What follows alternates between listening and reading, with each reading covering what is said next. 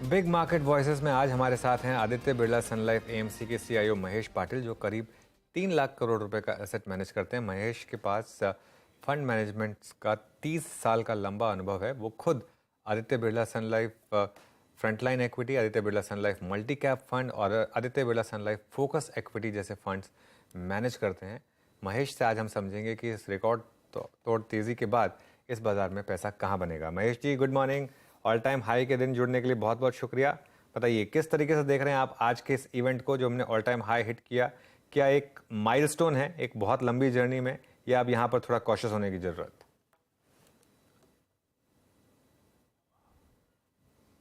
उप्स, कुछ कुछ गड़बड़ हुई just right at the moment. Veeru, ये हो जाता है कई बार। जस्ट अब तक ठीक था सब कुछ, लेकिन निफ्टी पर ध्यान रखिए एक बार 18,890 इस समय। जो मैं सुबह भी कह रहा था कि एक 18,925 के ऊपर अगर आप निकलने लगे तो फिर वो जो लास्ट एक second round of short covering की भी शुरुआत हो सकती है।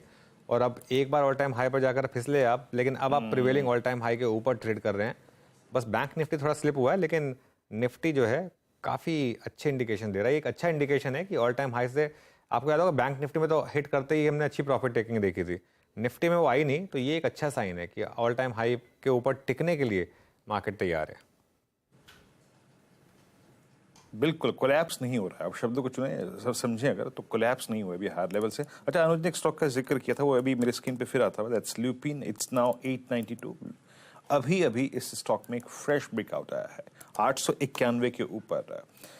इस पे एक व्यू ले लेते हैं अनुज, फ्रेश व्यू, क्योंकि कल की पूरी कैंडल को इसने फिर कवर कर लिया बहुत संक्षेप में। अमित, ल्यूपिन 892, क्योंकि ये सीएनबीसी आवाज पे काफी डिस्कस भी हुआ है। अभी इंट्राडे प्रोस्पेक्टिव क्या कहता है आपका इस पे?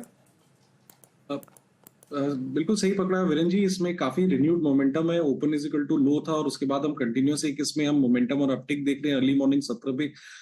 तो एक लॉन्ग पोजीशन इसमें बनाई जा सकती है। स्टॉप लॉस छोटा सा रखेंगे 885 का। मुझे लगता है इंट्राडे में 900 905 के टारगेट्स इसमें पॉसिबल है लुपिन में। ओके, लुपिन बिल्कुल बहुत शानदार मूव रहे हैं लुपिन में। और कितनी बार इसको हमने रिविजिट किया है चैनल पर। 750 पे पहला, और उसको सिर्फ चार्टिकली नहीं, इसको फंडामेंटली भी हमने समझाया था आपको कि क्यों यहाँ पर तेज़ी होगी और क्यों ये स्टॉक जो है इस तरीके के मूव के लिए तैयार है। ये देखिए, ये मूव इस समय, ये पूरा का पूरा मूव सीएनबीसी आवाज़ पर हमने कैप्चर किया है। इनफैक्ट इससे थोड़ा और पहले का भी मूव, ये तो सिर्फ 1 महीने का मूव है 11% का। इसको अगर आप 3 महीने का कर देंगे तो आप और नोटिस करेंगे। हाँ, ये देखिए, ये पूरा का पूरा मूव हमने सीएनबीसी आवाज़ पर कैप्चर किया आपके लिए। चलिए, महेश जुड़ गए हमारे साथ वापस।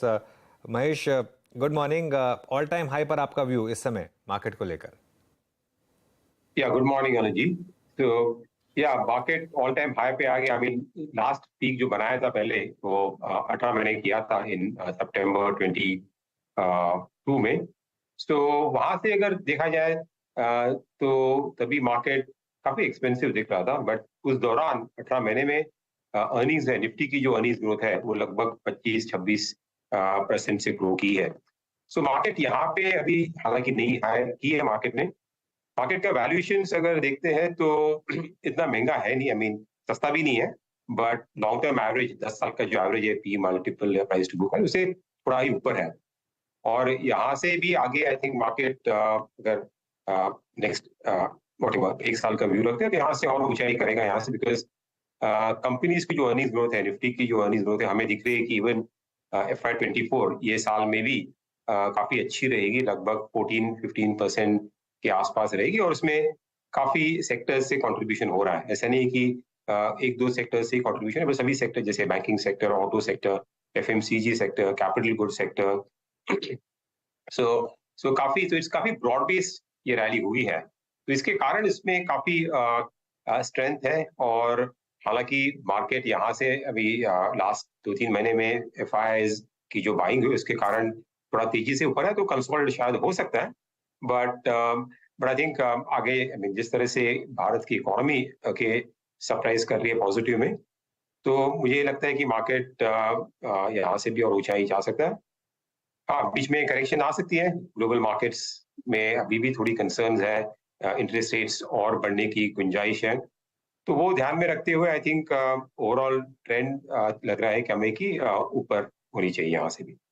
ओके तो महेश जी फिर रिटेल निवेशकों को आपकी क्या एडवाइस होगी इस समय? एसेट डाइवर्सिफिकेशन किस तरीके से करें, इक्विटीज में कितना पैसा लगाएं और विद इन इक्विटीज कहाँ पैसा लगाएं? तो सही बात है कि यहाँ से रिटेल इन्वेस्टर्स को डाइवर्सिफिकेशन करनी चाहिए प्रॉपर, बिकॉज हमें दिख रहा है कि एसेट क्लास अगर देखा जाए, इक्विटी देखो या डेट देखो और even gold to that extent, right? So सब में जो रिस्क रिटर्न है वो काफी वेल बैलेंस्ड है। इसका मतलब ये हुआ कि रिस्क के मुकाबले जो रिटर्न चाहिए, एक्सपेक्टेड रिटर्न, वो रिटर्न हमें दिख रही है सभी एसेट क्लास में। सो आई मीन डेट में भी जो इंटरेस्ट रेट्स एक साल पहले काफी कम थे वो काफी ऊपर आ गए हैं।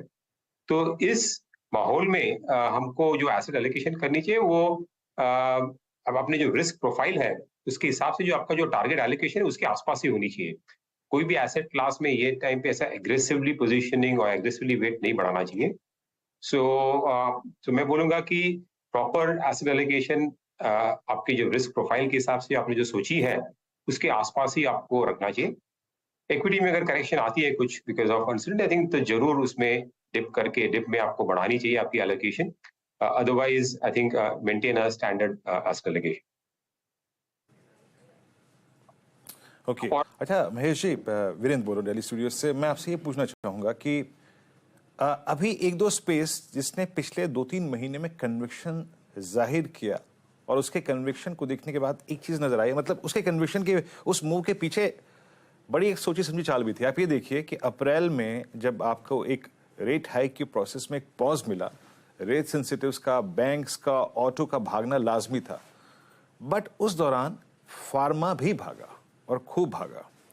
आपका जो पोस्ट कोविड एक कोलैप्स था फार्मा में, उसके बाद जो ये मूव आया, इसमें क्या फार्मा में कन्विक्शन है आपका सर? तो फार्मा सेक्टर में एक्चुअली क्या हुआ, पोस्ट कोविड के बाद एक मूव आया था, उसके बाद एक साल तक अगेन सेक्टर ने अंडर परफॉर्म किया बिकॉज वो जो बेस था, राइट, कोविड के टाइम में जो हमने देखी थी बिग ग्रोथ, वो उसमें उसके मुकाबले ग्रोथ काफी नीचे थी। और फार्मा सेक्टर में दूसरी एक चीज परेशान कर रही थी, वो थी कि यूएस जो एक्सपोर्टर्स है, यूएस जेनेरिक मार्केट में, वहां पे प्राइसिंग प्रेशर काफी था। बट लास्ट 2-3 महीने से हमने देख रहा है कि एक तो जो सेक्टर का, जो फार्मा सेक्टर का जो बेस है, क्योंकि वो काफी करेक्ट हो गया अभी, तो यहाँ से ये साल में हमें ठीक ठाक से अर्निंग्स ग्रोथ दिख रही है डोमेस्टिक फार्मा। और जो एक्सपोर्टर्स है वहां पे भी जो यूएस जेनेरिक्स मार्केट में जो प्राइसिंग प्रेशर था, वो थोड़ी कुछ कंसोलिडेशन हुई है वहां पे सप्लायर्स साइड पे, और कुछ शॉर्टेज थी कुछ ड्रग्स की, उसके कारण वो प्राइस इरोजन है वो काफी मात्रा में कम हुआ है। इसके कारण हमें फार्मा में तेजी देखी थी। हमें लग रहा है फार्मा यहाँ से एक गुड डिफेंसिव बेट हो सकती है। रिस्क अर्निंग्स रिस्क की जो कंसर्न है वो यहाँ पे काफी कम दिख रही है हमें, और डोमेस्टिक ग्रोथ काफी ठीक ठाक हो रही है। इनफैक्ट ये साल में जो डोमेस्टिक कंपनीज है उनको जो नॉर्मली जो यहाँ पे प्राइस कंट्रोल रहती है ड्रग्स में, वहां पे जो WPI लास्ट ईयर जो इंक्रीज था उसका बेनिफिट मिलेगा अभी प्राइस इंक्रीज में। सो ये सेक्टर यहाँ से रिस्क रिवॉर्ड के हिसाब से हमें ठीक लग रहा है as a defensive play. Okay, risk reward ratio के हिसाब से एक डिफेंसिव प्ले के मुताबिक महेश जी को ये एक अच्छा स्पेस लग रहा है। डिफेंसिव में ही सर महेश जी, आईटी ने, मतलब फ्रैंकली स्पीकिंग, इस अपस्विंग में कोई पार्टिसिपेट नहीं किया। अभी भी आपका आईटी इंडेक्स लोवेस्ट ट्रैजेक्टरी में ट्रेड कर रहा है और no contribution whatsoever I think in this Nifty run up. अब यूएस में जो भी हुआ था, आई मीन आज से 3 महीने पहले, 4 महीने पहले जो बैंक्स का कोलैप्स हुआ, वो क्या अब आईटी ने प्राइस में फैक्टर इन कर लिया है? मेरा प्रश्न ये होगा कि अब जो एक differential between all time high और निफ्टी आईटी और आईटी स्टॉक्स के बीच में क्रिएट हो गया है, क्या उसको प्ले करने का वक्त है?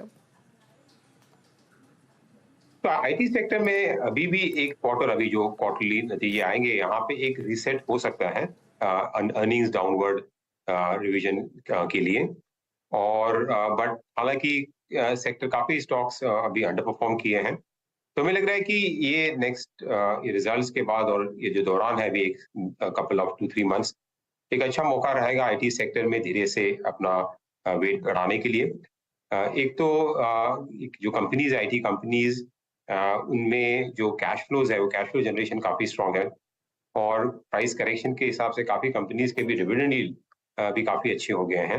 हालांकि ग्रोथ आउटलुक थोड़ा म्यूटेड रहेगा आईटी सेक्टर में। जो प्री कोविड के टाइम पे जो ग्रोथ दिखी थी आईटी सेक्टर में अराउंड 14-15%, उसके मुकाबले ग्रोथ शायद आगे जाके 10-11% के आसपास ही हो सकता है। बट हमें लग रहा है कि जो शॉर्ट टर्म में जो मंदी है यूएस में, उसके कारण ये साल में ग्रोथ स्लो होगी। बट उसके बाद जो स्पेंड डिजिटल की तरफ जो कर रहा है, हमें जो ट्रेंड जारी है, आई थिंक वो ट्रेंड थोड़ी मल्टी ईयर ट्रेंड है और वो स्पेंड्स कंटिन्यू रहेंगे। और आईटी सेक्टर में क्या होगा कि ये साल में देखा जाएगा कि काफी कंपनी स्पेसिफिक ग्रोथ होगी। तो कुछ कंपनीज की ग्रोथ काफी जो एवरेज ग्रोथ से काफी ऊपर होगी और कुछ की काफी नीचे होगी। सो वो हिसाब से आई थिंक कंपनी स्पेसिफिक देखना चाहिए कि जहाँ पे विजिबिलिटी अच्छी है, स्ट्रॉन्ग एग्जीक्यूशन कैपेबिलिटी स्ट्रॉन्ग है, तो वो कंपनीज आई थिंक यहाँ से भी अच्छी कर सकती हैं। बट ओवरऑल सेक्टर का व्यू लेंगे तो यहाँ से अभी बॉटम आउट प्रोसेस में हो रहा है और अगले 2-3 महीने अच्छा मौका रहेगा ये सेक्टर में ओवरवेट करने के लिए। शुक्रिया आज हमारे साथ जुड़ने के लिए और इस मोमेंटस डे पर अपना व्यू रखने के लिए सामने। ओके, एक बार जरा मार्केट को रिविजिट करते हैं वीरू, और आईसीआईसीआई बैंक पर अब ध्यान रखें क्योंकि मार्केट जो कूल ऑफ हुआ है वो मेनली बैंक निफ्टी की वजह से कूल ऑफ हुआ है हायर लेवल से। एक्चुअली निफ्टी कूल ऑफ नहीं हुआ है, निफ्टी बैंक कूल ऑफ हुआ है। निफ्टी में शायद अभी भी आईसीआईसीआई बैंक रिलायंस का एक स्ट्रॉन्ग सपोर्ट है, लेकिन आईसीआईसीआई बैंक कूल ऑफ होने की वजह से देखिए आप एक बार जरा स्प्लिट स्क्रीन पर निफ्टी और निफ्टी बैंक रख दीजिए एक बार जरा, और फिर मैं आपको बताता हूँ कि उसका रीज़न क्या है। ये आईसीआईसीआई बैंक का जो कल एक अच्छा मूव आया था, इसमें आज थोड़ा हायर लेवल पर वापस कोलैप्स तो बहुत स्ट्रॉन्ग वर्ड होगा, लेकिन हायर लेवल पर थोड़ा सा यहाँ पर प्रॉफिट टेकिंग आ रही है। लेकिन निफ्टी अभी भी स्टेबल है 18,886 पर, लेकिन एक बार जरा बैंक निफ्टी ले आइए आप और वहाँ पर मूव देखिए। ये स्प्लिट स्क्रीन पर निफ्टी बैंक इस समय टेक्निकली डे लो पर है निफ्टी बैंक, हालांकि निफ्टी अभी भी डे हाई के करीब। तो थोड़ी सी इस समय वीरो मार्केट में डाइकोटमी है। जी हाँ, और इस बीच एक बार एक चेक ले लेते हैं हल्का सा यहाँ पर एक दो स्टॉक्स पे जो कि अच्छा कर रहे हैं। देखिए अभी कुछ देर पहले इसी पैनल ने एक स्टॉक मार्क किया था ग्लेनमार्क फार्मा। बस मैं इस पे जाते जाते एक व्यू लेता हूँ 667 पे। अभी ल्यूपिन का जिक्र हुआ, ग्लेनमार्क फार्मा अब अपने इस दौर की हाईएस्ट ट्रैजेक्टरी में, और मेरे ख्याल से ये अमित जी का ट्रेड था 4 जून 2018 के बाद की हाईएस्ट ट्रैजेक्टरी में। अमित जी ट्रेड अच्छा पिक किया था, कैरी करें इसको 667, 678 और 680 का जोन खुला है यहाँ पर। या जी डेफिनेटली वीरेन जी, काफी बेहतरीन स्ट्रक्चर है। ओवरऑल भी हम देखें तो स्टॉक बड़े शानदार वे में अपना 10 और 20 डे में सपोर्ट लेके निकल रहा है। हायर लो का स्ट्रक्चर चार्ट्स में है। तो पोजिशनली भी मुझे लगता है 680 685 के टारगेट्स इसमें पॉसिबल है, तो बने रहना चाहिए इसमें। फार्मा का क्या गजब का मूव देता है। अच्छा, इस बीच निफ्टी मेटल इंडेक्स को देखिए आप एक बार। निफ्टी मेटल इंडेक्स ये भी कंट्रीब्यूट कर रहा है आज, इट्स 6215, और मतलब आप समझ लीजिएगा कि इस दौर की हाईएस्ट ट्रैजेक्टरी पे ही ट्रेड कर रहा है। मूव तो अच्छा खासा है यहाँ पर। विकास, आपकी राय, मेटल्स में कोई कन्विक्शन ट्रेड मिल रहा है क्या आपको? कुछ स्टॉक चेज करना चाहेंगे आप? हिंदुस्तान कॉपर ने आज सुबह अच्छा मूव दिया, अभी कोई और मेटल स्टॉक? देखो मेटल्स में मुझे अभी भी टाटा स्टील यहाँ पे स्ट्रॉन्ग लग रहा है। 110 के ऊपर अभी भी सस्टेन हो रहा है, और इसका जो 200 डीए में आ रहा है 108 के आसपास है, उसके ऊपर ये अच्छे से मैनेज कर चुका है। लास्ट 2 दिन में भी वहां पे सपोर्ट लेके एक पुल बैक ले लिया है, बट अपसाइड में 120 ये रेंज के टारगेट यहाँ पे अभी भी इंटैक्ट रख सकते हैं, और 108 का एक स्टॉप लॉस यहाँ पे रिकमेंड करूंगा जो उसका 200 डीए में है, उसके ऊपर सस्टेन कर रहा है, तब तक ये पॉजिटिव साइड। अडानी पोर्ट्स का इंटरडे चार्ट लेकर आइए। अच्छा ब्रेकआउट, उसके बाद वीवैप पर करेक्ट हुआ और अब एक फिर फ्रेश मूव यहाँ पर। अमित जी, कोई व्यू आपका अडानी पोर्ट्स पर? जी, आज अडानी ग्रुप के स्टॉक्स में काफी ट्रैक्शन है, चाहे अडानी एंटरप्राइज बोले, अडानी पोर्ट्स बोले। स्पेशली अगर हम अडानी पोर्ट्स की बात करें तो यहाँ पे भी एक कंसोलिडेशन देख रहे हैं around 200 day exponential moving average. Stock अपना 10 डे क्रॉस करने की कोशिश कर रहा है, जो कि लगभग ऑलरेडी इसने क्रॉस कर दिया है। तो मुझे लगता है एक अपमूव यहाँ पे ऑन है, short term up move. Stop loss थोड़ा सा वॉलेटाइल स्टॉक है तो 720 का रखेंगे। और अनुज जी, मुझे लगता है लास्ट स्विंग हाई जो कि लगभग 755 760 के आसपास है, स्टॉक वहां तक जा सकता है।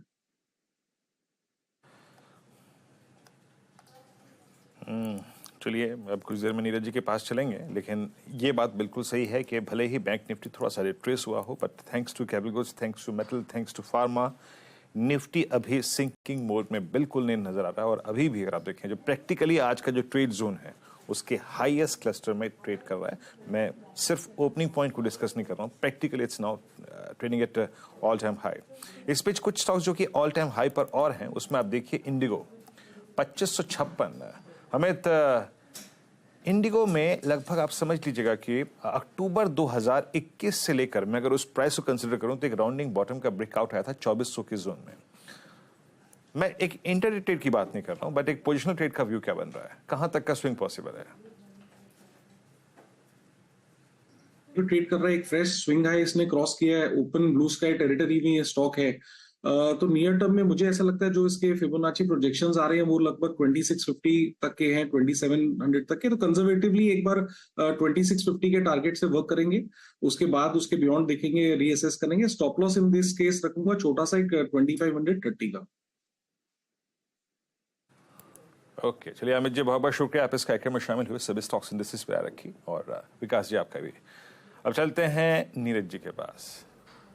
नीरज जी लीजिए, आपको दे रहे हैं हम हाथ में न्यू हाई।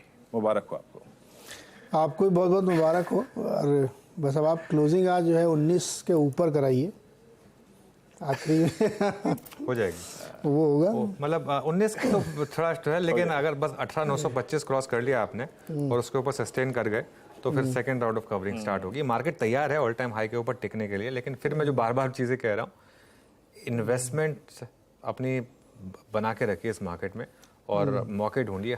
हर गिरावट पर खरीदारी करने के बहुत शानदार मार्केट है ये। बिल्कुल, बहुत ज़बरदस्त मार्केट है और इस समय का करंट सेटअप भी बहुत ही स्ट्रांग दिख रहा है। तो नो डाउट कि मार्केट इस रैली को कंटिन्यू करेगा। जैसे हम लोग कहते हैं एक साइकोलॉजिकल लेवल होता है कि वो न्यू हाई जैसे ही क्रॉस होता है ना, फिर एक बड़ी रैली बनती है। तो मुझे लगता है कोई बड़ी बात नहीं कि आज और इससे भी ज़्यादा तेज़ी देखने को मिले। तो खैर, इस तेज़ी के मन में बहुत सारे आपके सवाल वगैरह